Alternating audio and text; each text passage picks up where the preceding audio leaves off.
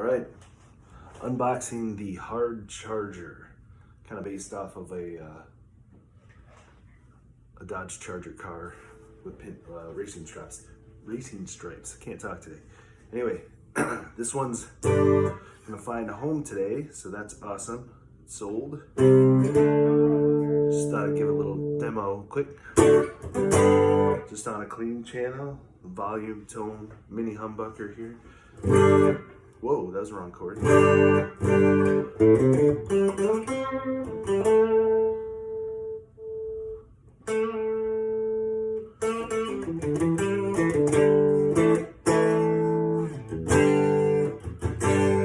Alright.